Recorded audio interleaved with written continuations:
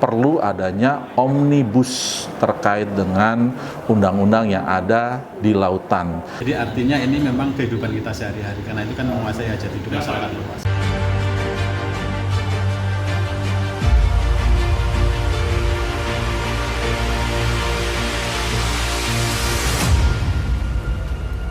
Perpindahan impor migas merupakan kebijakan strategis yang dapat berdampak luas terhadap berbagai sektor dalam negeri, seperti dampak yang perlu dicermati dari sisi ekonomi, sosial, dan operasional. Melihat permasalahan tersebut dari Dewan Energi Mahasiswa Indonesia Prodi pada Rabu sore tanggal 4 Juni 2025 menggelar dialog interaktif dengan tema membedah dampak perpindahan impor migas Indonesia yang bertempat di Barok Cafe and Restoran Jakarta.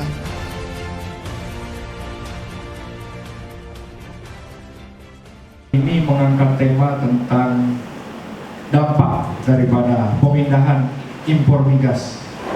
Saat ini di lautan bahkan lebih rumit. Jadi kalau tadi pertanyaannya apakah bisa menghambat, saya katakan iya bisa. Karena saat ini ada 24 aturan yang masih tumpang tindih. Masih ada 12 aparat yang merasa punya wewenang untuk bisa melakukan penegakan hukum di laut.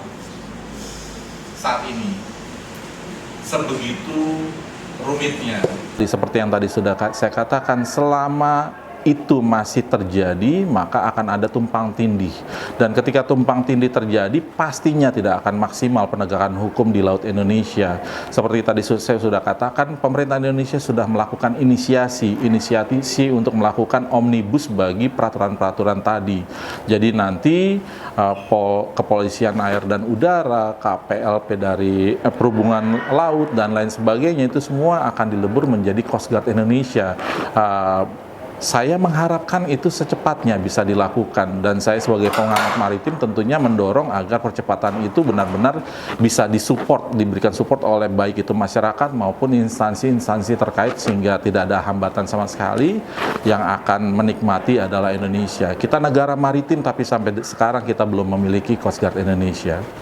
Kalau migas ini kan sebetulnya lekat dengan kehidupan kita sehari-hari ya, Bapak Ibu. Jadi artinya kita bangun tidur juga perlu energi, kita nyalain lampu perlu energi, kita mau ke tempat kerja juga perlu energi, di tempat kerja juga perlu, begitu ya, sekolah juga perlu. Jadi artinya ini memang kehidupan kita sehari-hari, karena itu kan menguasai hajat hidup masyarakat luas. Nah, harapannya karena ini berkaitan dengan kehidupan kita sehari-hari, kita punya awareness atau punya kesadaran, punya kepedulian gitu ya. Karena kan selama ini yang sama-sama kita rasakan kan kita kurang peduli ya, kurang perhatian. Yang penting ada, begitu ya. Paling tidak kita paham, barangnya dari mana, harganya berapa, sehingga ketika ada kebijakan dari pemerintah katakanlah mau dirubah, mau disesuaikan, kita tahu karena kita menjadi subjek kebijakan. Yang akan kena dampak itu nanti juga kita semua sebagai konsumen, sebagai warga, begitu ya. Teman-teman bisa bayangkan kalau di dapur nggak ada LPG sehari saja, itu kan berarti anak-anak kita kan nggak makan, kita nggak bisa masak begitu. Tapi bayangin juga kalau SPBU itu nggak ada bensin dalam 1 minggu, maka kita nggak bisa pergi ke sekolah, ke kantor. Nah, hal-hal semacam ini harusnya menjadi bagian yang harus kita pikirkan bersama, bukan hanya pemerintah saya kira, termasuk kita sebagai masyarakat harus ikut urun rembuk begitu ya, supaya kebijakan ke depan kalau pemerintah ada yang keliru, itu yang ingatkannya banyak gitu. Kalau sekarang kan mungkin yang ingatin nggak banyak ya, mungkin hanya kami begitu ya, seringkali nggak lelah dari waktu ke waktu untuk menyampaikan hal sebetulnya sama tapi diulang-ulang gitu Mas. Tapi kalau masyarakatnya paham, harusnya menjadi kesadaran bersama.